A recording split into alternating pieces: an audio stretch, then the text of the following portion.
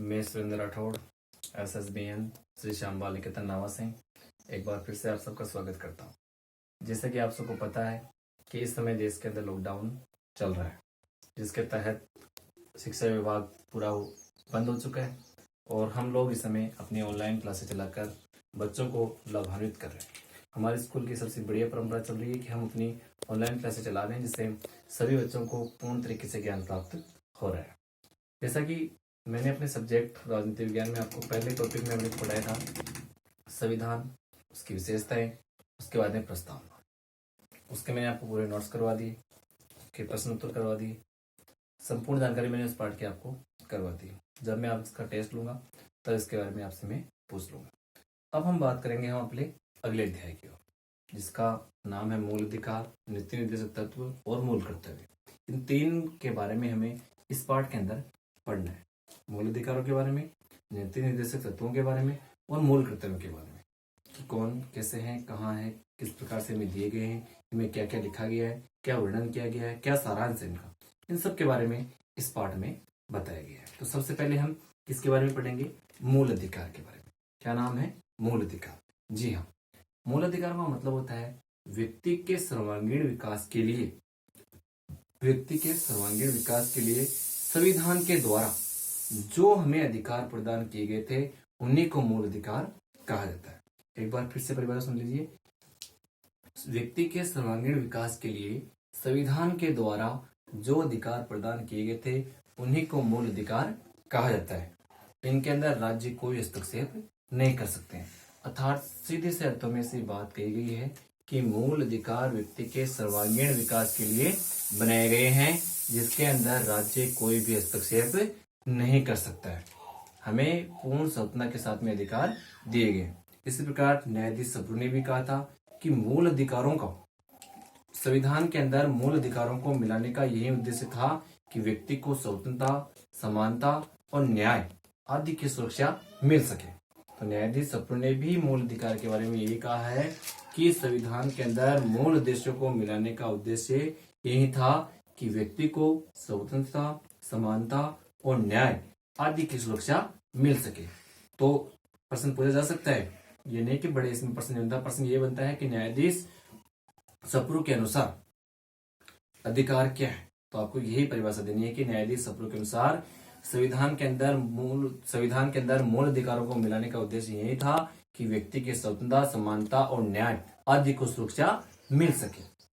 ये होगी न्यायाधीश सप्रू के अनुसार परिभाषा। अब हम बात करते हैं हमारे मौलिक अधिकारों के बारे में। जी हाँ, हमें संविधान के द्वारा 7 मौलिक अधिकार प्राप्त थे, लेकिन 44वें संविधान संशोधन के बाद में संपत्ति के मूल अधिकार को अधिकारों की श्रेणी से हटा दिया गया है। मतलब मूल अधिकार हमें संविधान के द्वारा 7 प्राप्त थे, लेकिन 44वें संविधान संशोधन के बाद में संपत्ति के मूल अधिकार को अधिकारों की श्रेणी से हटा दिया गया है और वर्तमान में हमारे पास में 6 मौलिक अधिकार है जो हमें वास्तव रूप से प्राप्त है। ये मौलिक अधिकार कौन कौन से हैं? इन्हीं अधिकारों के बारे में संपूर्ण रूप से इस पार्ट में दिया गया। जी हाँ, पूरे मौलिक अधिकारों के बारे में विस्तार से बताया गया। तो पहला मौलिक अधिकार हमारा आता है समानता का अधिकार। कौन सा अधिकार है? समानता का अधिकार। 2 नंबर पे आता है स्वतंत्रता का अधिकार। 3 नंबर पे आता है शोषण के विरुद्ध अधिकार। 4 नंबर पे आता है धार्मिक स्वतंत्रता का अधिकार। 5 नंबर पे आता है संस्कृति एवं शिक्षा संबंधी अधिकार और 6 नंबर पे आता है संवैधानिक उपचारों का अधिकार।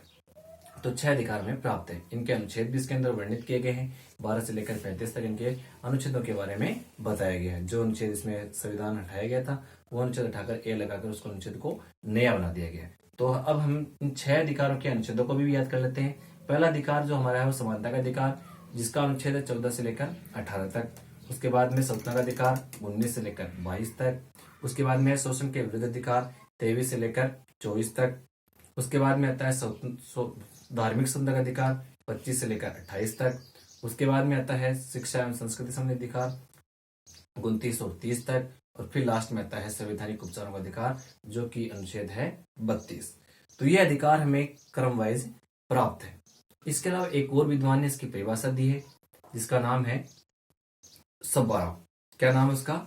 सब्बाराव, न्यायाधीश सब्बाराव। उन्होंने भी कहा था कि ये जो अधिकार है वो हमारे प्राचीन परंपरागत अधिकारों का ही दूसरा नाम है। बिल्कुल, न्यायाधीश सुब्बाराव के अनुसार भी यही कहा गया है कि प्राचीन रूप से हमें जो परंपरागत अधिकार मिले थे उन्हीं अधिकारों का दूसरा नाम क्या है? मौलिक अधिकार। बिल्कुल, प्राचीन रूप से हमें, अर्थात हम कह सकते हैं कि हमारे जो नैतिक अधिकार थे वही आज हमारे मूल अधिकार है, जो हमें हर समय हर क्षेत्र में मिले हुए, चाहे वो प्राचीन समय हो चाहे वो आज का आधुनिक समय ही क्यों ना हो। कुल मिला के हमारे जो प्राचीन परंपरागत नैतिक अधिकार थे वही आज हमारे क्या है? नैतिक अधिकार है। अब हम बात करते हैं इसकी आवश्यकता की। आवश्यकता या इसका महत्व। बिल्कुल, क्या हमें मौलिक अधिकारों की आवश्यकता है? क्या मौलिक अधिकारों के बिना भारत का विकास नहीं हो सकता? क्या मौलिक अधिकारों के बिना नागरिक का विकास नहीं हो सकता? क्या मौलिक अधिकारों के अभाव में नागरिक अपना जीवन व्यतीत नहीं कर सकता? बिल्कुल नहीं कर सकता।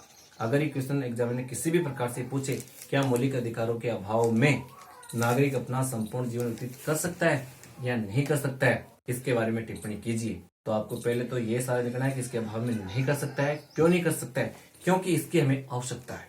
इसकी हमें क्या है? आवश्यकता है। जो आवश्यकताओं में आपको बताता हूं। सबसे पहले जो इसकी आवश्यकता है वो प्रत्येक व्यक्ति को सुरक्षा प्रदान करता है। इसका महत्व या इसकी जो आवश्यकता वो क्या है? यह प्रत्येक व्यक्ति को सुरक्षा प्रदान करता है। जी हाँ, वास्तव में अगर देखा जाए तो मनुष्य को शारीरिक, मानसिक और नैतिक रूप से अगर व्यक्ति का सर्वांगीण विकास कराते हैं तो वो कौन कराता है? मौलिक अधिकार कराते हैं। बिल्कुल, मौलिक अधिकारों के अभाव में व्यक्ति का सर्वांगीण विकास अधूरा है। ये हमें सुरक्षा प्रदान करते हैं। जिस प्रकार युद्ध के क्षेत्र में सैनिक के ऊपर उसके रक्षा कवच उसको प्रदान सुरक्षा प्रदान करते हैं, वैसे ही एक नागरिक के जीवन में उसके अधिकार उसके लिए सुरक्षा का उसका कार्य करते हैं। क्योंकि सैनिक जब युद्ध करने जाता है तो उसके सुरक्षा कवच ही उसकी सहायता करते हैं। उसी प्रकार अगर नागरिकों को किसी भी क्षेत्र के अंदर कोई भी नुकसान या कुछ कार्य उनको गलत लगता है तो अपने नागरिक अधिकारों की ओर से ही मांग कर सकते हैं। इसलिए व्यक्ति या नागरिकों को जीवन के अंदर इन मौलिक अधिकारों की आवश्यकता ज्यादा है। अब है दूसरी आवश्यकता, शासन की स्वेच्छाचारिता पर रोक। बिल्कुल, प्राचीन समय के अंदर भी व्यक्तिगत अधिकार दिए गए थे। व्यक्ति को संपूर्ण क्षेत्रों के अंदर छूट थी कि वह अपना निजी क्षेत्र किसी भी रूप में अपना सकता है, कोई भी कार्य कर सकता है। कौटिल्य के अर्थशास्त्र के अंदर भी लिखी गई ये बातें, जैसे हमने कक्षा 11 में पढ़ा था, शुक्र के अनुसार राज्य का प्रशासन, कौटिल्य के अनुसार राज्य का प्रशासन। तो उनके अंदर भी एक दंड संहिता लिखी हुई थी। दंड संहिता का मतलब है जिसके अंदर कानून की संपूर्ण जानकारियां, कानून या विधि की संपूर्ण जानकारियां, जिसके अंदर एक शासक या एक नागरिक जो भी गलतियां करता है उसकी दंड की प्रावधान की व्यवस्था उसके अंदर की गई थी। तो प्राचीन कौटिल्य के अर्थशास्त्र में यही कहा गया था कि राजा कभी भी स्वेच्छाचारी तरीके से शासन नहीं कर सकता है, क्योंकि वह अपने राजधर्म का पालन करता है और राजधर्म में ये कतई नहीं लिखा है कि वह दुर्व्यवहार, अव्यवहार या किसी भी प्रकार से लोगों के ऊपर शोषण करे। तो उसे अपने राजधर्म का पालन करते हुए ही शासन करना चाहिए। ये सब किसमें लिखा हुआ है? कौटिल्य के अर्थशास्त्र में। तो आज उसी प्रकार की वर्णन जो है किसमें लिखा है? मौलिक अधिकारों में। अगर राज्य प्रशासन, राज्य सरकार, कोई भी दल या कोई दबाव समूह या कोई संगठन अगर हमारे ऊपर कोई शोषण करता है या दबाव बनाता है तो हम अपने मौलिक अधिकारों के अनुसार उस कार्रवाई के ऊपर रोक लगा सकते हैं। आज वर्तमान में देखा जाए तो कोई भी दल, कोई भी सरकार या कोई प्रशासन अगर शासन के अंदर निरंकुशता लाता है या अत्याचार या अमानवीय कार्य करता है तो व्यक्ति अपने मौलिक अधिकारों के जरिए उन सभी क्षेत्रों के अंदर मांग कर सकता है, मतलब उसकी निरंकुशता को रोक सकता है। अर्थात हम सीधे शब्दों में कह सकते हैं कि आज वर्तमान रूप के अंदर किसी भी सरकार, किसी भी दल के अव्यवहार्य या अमानवीय कार्य को अगर रोक सकते हैं तो हम अपने मौलिक अधिकारों के द्वारा ही रोक सकते हैं। तो ये है हमारी इसकी तीसरी आवश्यकता। अब इसकी हम पढ़ते हैं इसकी तीसरी आवश्यकता जिसका नाम है न्यायिक सुरक्षा। बिल्कुल, संविधान के द्वारा हमारे मौलिक अधिकारों को न्यायिक सुरक्षा प्रदान की गई थी, मतलब न्यायालय की सुरक्षा प्रदान की गई थी। अगर हमारे मौलिक अधिकारों का हनन होता है तो हम उच्च न्यायालय या उच्चतम न्यायालय के अंदर शरण ले सकते हैं। ये हमारे ऊपर निर्भर करता है कि हम उच्च न्यायालय में जाए या उच्चतम न्यायालय में जाए, क्योंकि इसकी मांग के लिए अधीनस्थ न्यायालय और जिला न्यायालय में हम नहीं जा सकते हैं। इसकी मांग के लिए हम सीधा ही उच्च न्यायालय या फिर उच्चतम न्यायालय में जा सकते हैं। दो न्यायालयों के अंदर हम नहीं जा सकते हैं। इसकी मांग बड़ी होती है क्योंकि मौलिक अधिकार का हनन होने पर हम